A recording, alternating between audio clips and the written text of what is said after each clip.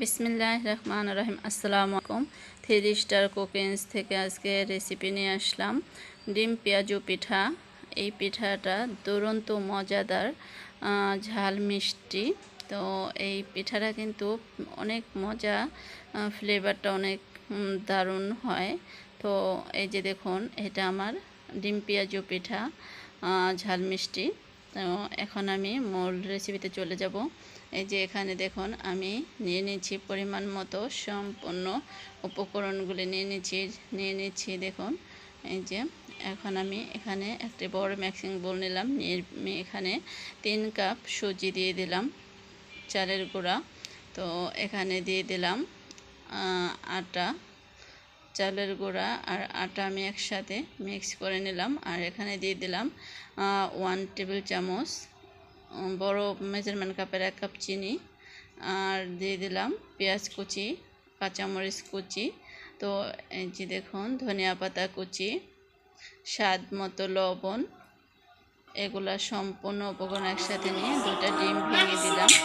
এবার আমি এই মিশ্রণটাকে একসাথে, এই যে দেখুন, এখন আমি হাতের সাহায্যে হাত দিয়ে ভালো করে এটাকে মেখে নেব।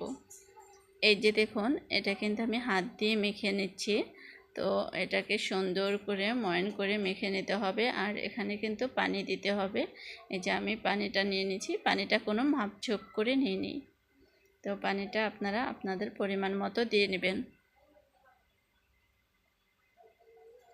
এই যে অল্প অল্প করে পানিটা দিয়ে আমি ভালো করে মেখে নিচ্ছি, ম্যাগনেট করে, মানে সম্পূর্ণ উপকরণটা যেন একসাথে মিশে একটা সুন্দর, যেমন তেলের পিঠা আমরা যেরকম বানাই ওরকম ডোটাই হবে।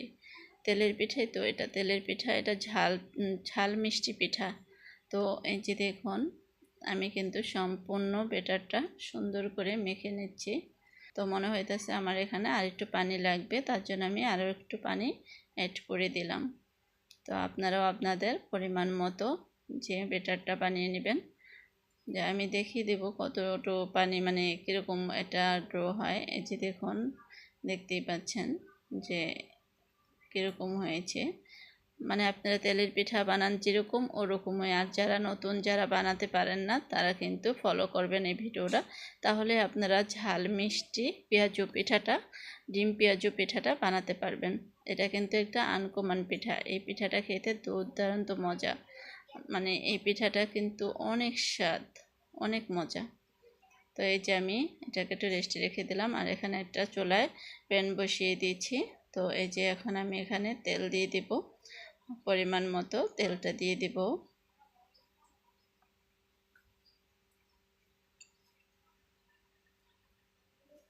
এই যে আমি 1 কাপ দিয়ে দিলাম।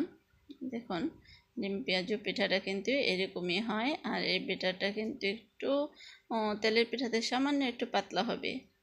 তেলের পিঠাটা বানালে যেমন একটু গাঢ় নিতে হয়, মানে ঘন নিতে হয়, এটা কিন্তু একটু পাতলা নিতে হবে, তাহলে কিন্তু খেতে দারুণ মজা হয়, মুচমুচে হয় একটু।